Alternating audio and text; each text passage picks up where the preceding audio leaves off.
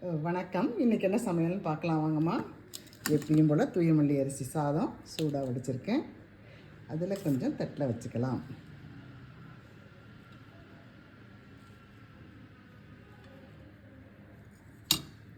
அடுத்து கோவக்காய் போட்டு பப்பு மாதிரி செய்துக்கிறோமா. சூப்பராக இருக்குது, டேஸ்ட்டு ரொம்ப நல்லாயிருக்கு. ஃபஸ்ட் டைம் தான் செய்தோம். சூப்பராக இருக்குமா. இது சாதத்தில் போட்டும் சாப்பிட்லாம், சைட் டிஷ்ஷாகவும் வச்சுக்கலாம். கோவக்காவை எப்பயுமே ஒரே மாதிரி வறுக்காத, ஒரு சேஞ்சாக இருக்கட்டும் அப்படின்ற மாதிரி செய்தோமா. சூப்பராக இருக்குது. அதில் கொஞ்சம் எடுத்துக்கலாம். அடுத்து கத்திரிக்காய் பொரிக்குழம்பு, அதாவது தலை தொக்கு மாதிரி வச்சுருக்கோமா. கத்திரிக்காய், பிஞ்சு கத்திரிக்காயில் நல்லெண்ணெய் போட்டு நல்லா ஜோராக செய்திருக்கோம். அதில் கொஞ்சம் எடுத்துக்கலாம். இதையும் சாதத்தில் பிடிச்சும் சாப்பிட்லாம், சைட் டிஷ்ஷாகவும் சாப்பிட்லாம்.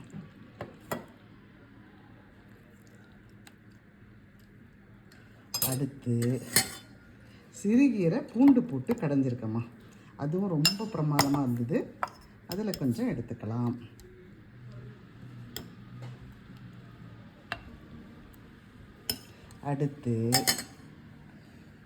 அடுத்து சுண்டைக்காய் காரக்குழம்புமா. ஜம்முன்னு வச்சுருக்கோம். பச்சை சுண்டைக்காய் போட்டு சின்ன வெங்காயம் பூண்டு போட்டு ஒரு அருமையான காரக்குழம்பு.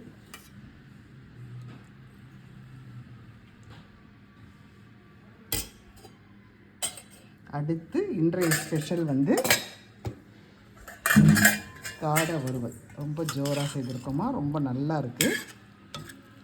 அதில் கொஞ்சம் எடுத்துக்கலாம்.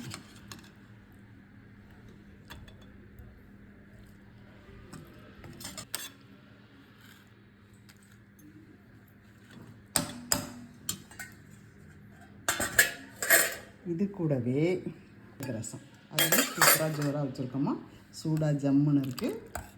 இவ்வளோதாம்மா இன்றைக்கு எங்கள் வீட்டு சமையல்.